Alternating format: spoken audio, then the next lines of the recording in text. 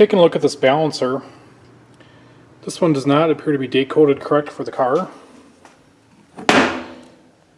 And it's been sleeved already. See the seam right there. And on the other side. Once you get down all the way, it's pretty good. I mean, there's a little bit of play there. I'm debating getting a new one. All the rubber on it looks pretty good yet.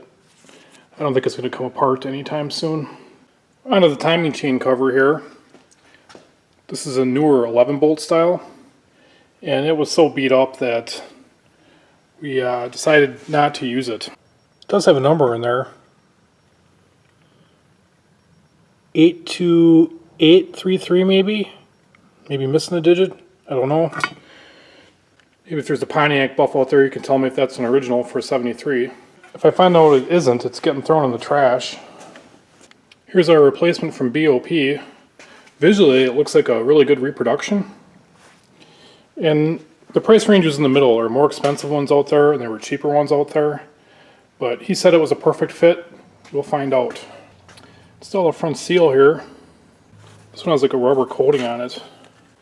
Probably doesn't need this, but I'm going to put a skim coat of RTV around the outside. I think I am going to get a new cheapo balancer for this motor.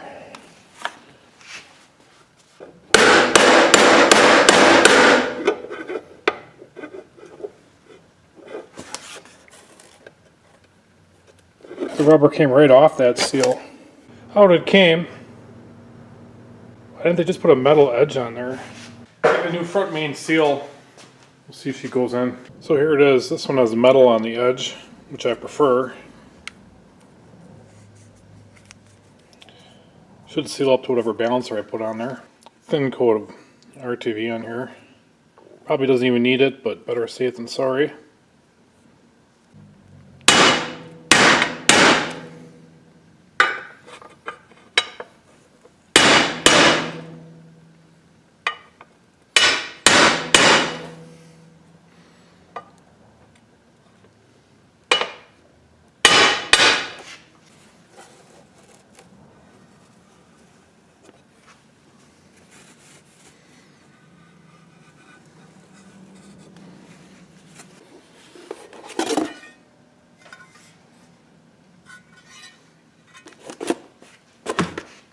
Here are the lineman sleeves I was talking about earlier. I'm going to tap these in the block right now. They keep the seal located center on the crank.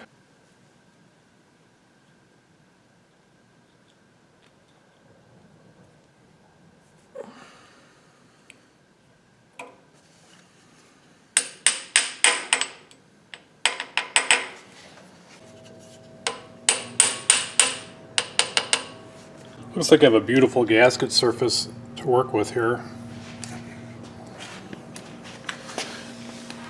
This here is all beat to heck. I mean, this is supposed to be a sharp edge on this block. It's just corroded away. Just plenty of meat left to seal. I'm definitely going to use a little Permatex on the back side of this. Probably just put a skim coat over that whole thing. So I got this cover mocked up. Looks like it's going to fit on there pretty good. And I'm just going to use a couple of temporary bolts on top. I ended up ordering a new water pump. This one wasn't the original. It says Japan here. But I was spinning it and it's a little noisy for my tastes.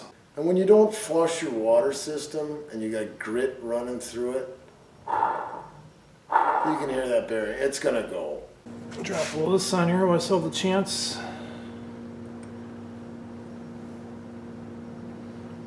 We'll be priming this motor up and rolling it over and stuff. Let's see if I can snap onto those guide sleeves. Oh yeah.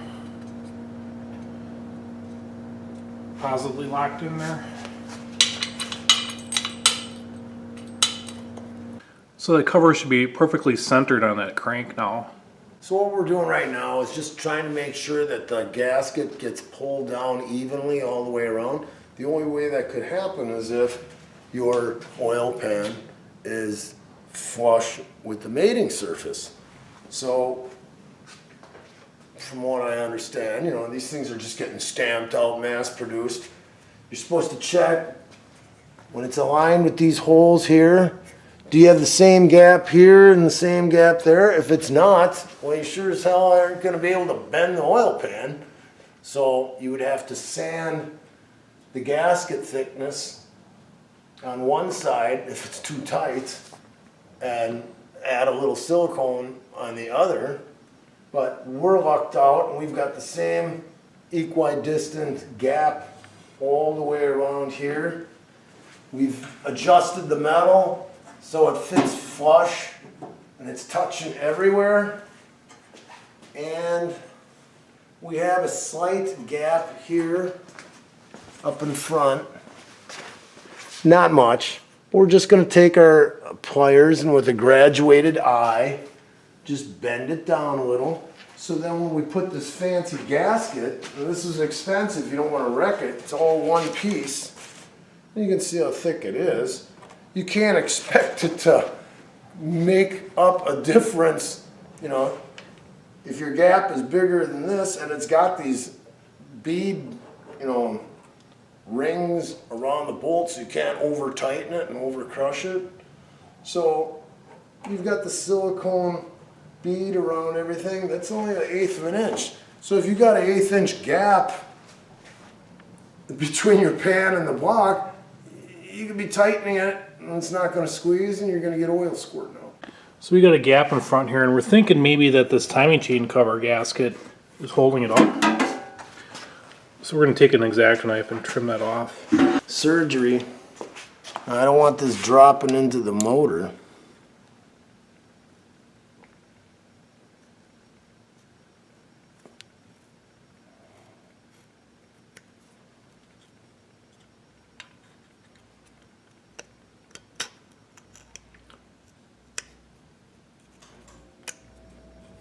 So now I got my hand on it, and I'll do that.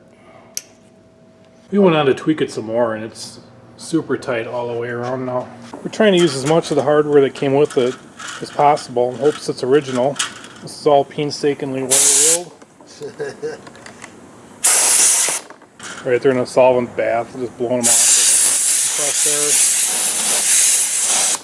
Otherwise the paint would just peel right off.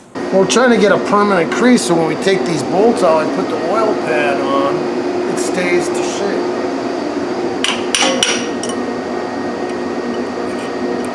It's actually creasing really nice.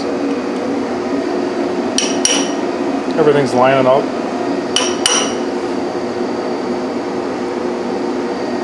I just didn't want to go across those beads and damage the beads.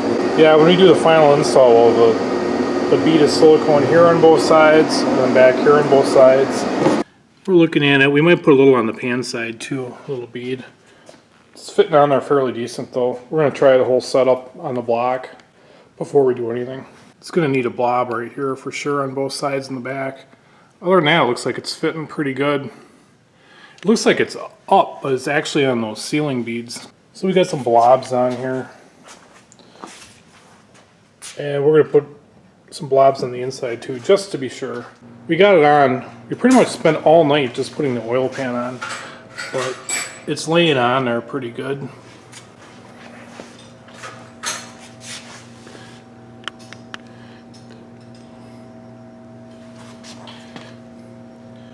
Just gonna pray that it doesn't leak.